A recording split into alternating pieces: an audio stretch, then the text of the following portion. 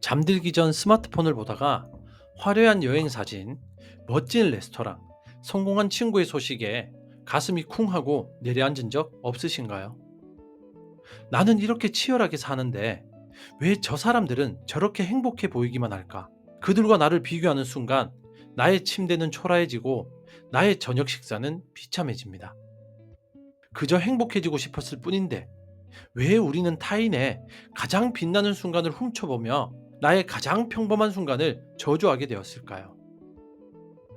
오늘 이야기는 바로 그 가짜 행복과의 비교 게임에서 벗어나 당신의 뇌를 중독시키는 도파민의 덫을 파헤치고 진짜 나의 행복을 되찾는 내면의 나침반을 찾는 이야기입니다.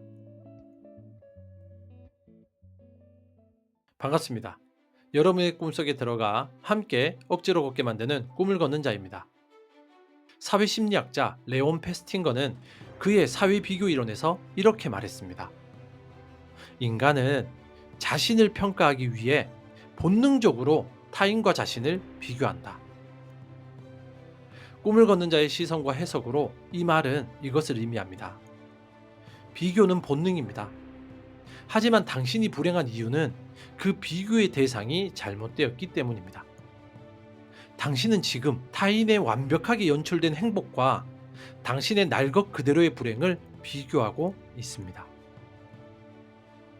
우리가 SNS를 보며 느끼는 그 감정, 그 초조함과 박탈감은 단순히 내가 질투가 많아서가 아닙니다. 이것은 우리의 뇌가 설계된 방식과 SNS라는 플랫폼이 그 뇌를 공략하는 방식이 완벽하게 맞아떨어 벌어지는 지극히 과학적인 심리적 함정입니다. 여러분, 도파민에 대해서는 많이 들어보셨잖아요. 흔히 행복 호르몬이라고 알려져 있지만 사실 도파민은 행복 그 자체가 아니라 기대감과 보상 추구를 관장하는 신경 전달 물질입니다.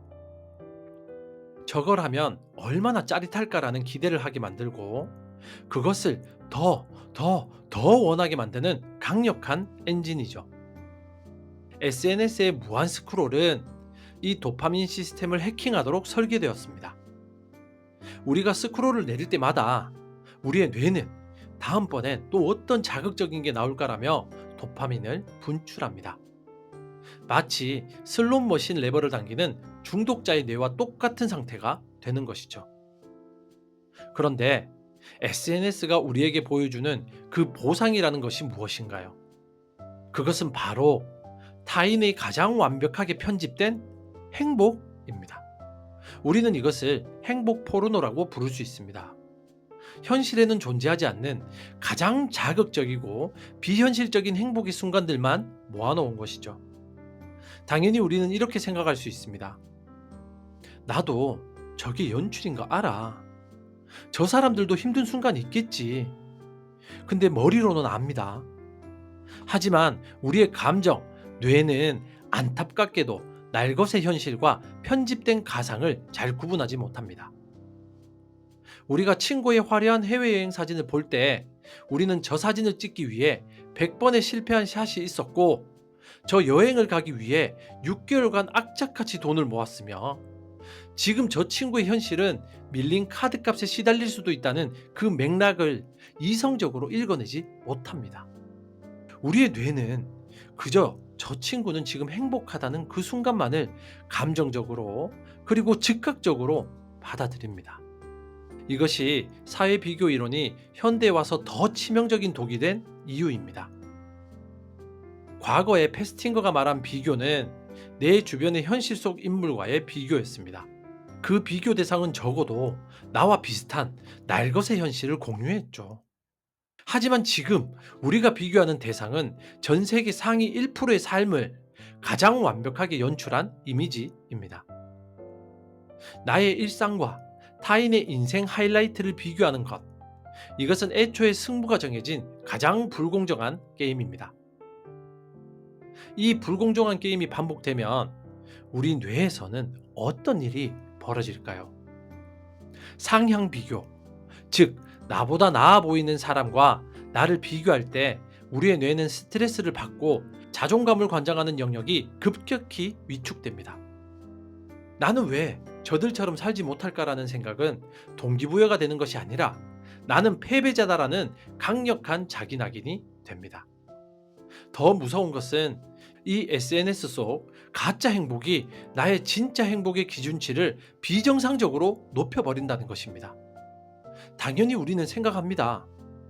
나도 저렇게 멋진 곳에 가고 싶다. 그것은 자연스러운 욕구죠. 하지만 그 욕구가 기준이 되어버리는 순간 비극이 시작됩니다. 과거에는 퇴근 후 가족과 함께 먹는 저녁 식사, 주말에 공원에서 자전거를 타는 것만으로도 충분히 행복을 느낄 수 있었습니다. 하지만 이제는 오마카세 정도는 먹어줘야지 하고 5성급 호텔 정도는 가줘야만 인증할 만한 행복이라고 느끼게 된 것이죠. 우리의 행복 역치가 SNS의 자극적인 기준에 맞춰 상향 평준화가 되어버린 것이죠.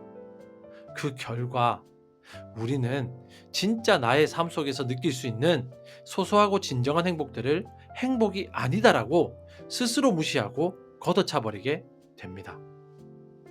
우리는 행복해지기 위해 SNS를 켰지만 역설적으로는 행복을 느낄 수 있는 능력 자체를 상실하게 된 것입니다. 그렇다면 우리는 이 지독한 비교의 쳇바퀴에서 어떻게 빠져나올 수 있을까요? SNS를 당장 삭제하라는 말은 현실적인 해결책이 아닐 겁니다. 이미 우리 삶의 일부가 되었으니까요. 해결책은 바깥으로 향해 있던 시선을 안으로 돌리는 것. 즉, 타인의 평가라는 외적 중거점을 버리고 나의 성장이라는 내적 중거점을 바로 세우는 것입니다. 외적 중거점으로 사는 것은 내 인생의 성적표를 남에게 맡기는 것과 같습니다. 남들이 나를 어떻게 볼까? 저 사람보다 내가 나은가가 모든 판단의 기준이 됩니다. 이 삶은 끔찍하게 피곤합니다. 내가 통제할 수 없는 타인의 시선에 따라서 나의 행복과 불행이 롤러코스터를 타게 되었으니까요. SNS는 이 외적 중거점을 극대화하는 플랫폼입니다. 좋아요 숫자와 팔로워 숫자로 나의 가치가 매겨지는 곳이죠. 하지만 내적 중거점으로 사는 것은 내 인생의 성적표를 내가 직접 매기는 것입니다. 이때 유일한 비교 대상은 타인이 아니라 어제의 나입니다. 어제의 나보다 오늘 책을 한 페이지라도 더 읽었는가? 지난달의 나보다 이번 달에 운동을 한 번이라도 더 했는가? 1년 전의 나보다 지금 조금이라도 더 현명한 판단을 내릴 수 있게 되었는가? 이것이 내적 중거점을 가진 사람들의 질문입니다. 이 질문에는 박탈감이나 질투가 끼어들 틈이 없습니다. 오직 성장에 대한 객관적인 데이터와 성취감만이 존재할 뿐이죠. 여러분, 우리가 SNS 속 타인의 성공을 보며 느끼는 그 초조함의 정체가 무엇일까요? 그것은 사실 나도 저렇게 되고 싶다는 욕망이라기보다는 나는 저 사람처럼 되지 못할 것 같다는 공포와 나는 지금 나의 길을 제대로 걷고 있지 않다는 불안감입니다. 만약 당신이 어제의 나와 비교하며 스스로의 성장 트랙을 명확하게 달리고 있다면 옆 트랙에서 누군가 나보다 빨리 달린다고 해서 크게 흔들리지 않습니다. 아, 저 사람은 자기 페이스대로 열심히 뛰는구나. 나도 내 페이스대로 뛰어야지라고 생각할 뿐이죠. 우리가 가져야 할 것은 질투가 아니라 나만의 트랙입니다. 이 나만의 트랙을 만드는 가장 구체적인 방법이 바로 기록입니다.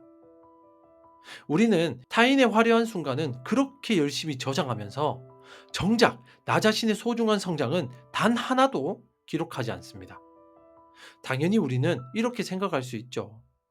내 삶은 기록할 만한 게 없어. 너무 사소해서 의미 없어 보여. 하지만 바로 그 생각이 우리를 계속 타인과 비교하게 만드는 함정입니다. 오늘부터 아주 사소한 것이라도 나의 성장을 위해 기록해 보세요. 오늘 읽은 책의 한 구절, 오늘 새로 배운 지식 하나, 오늘 참아낸 불필요한 소비 하나. 그 성장의 기록이 쌓여 나갈 때 우리는 더 이상 좋아요 숫자라는 가짜 보상에 목매지 않게 됩니다. 성장하고 있다는 진짜 보상이 내 안에서 스스로 솟아나기 때문입니다. 이것을 나만의 정원을 가꾸는 농부에 비유할 수 있죠.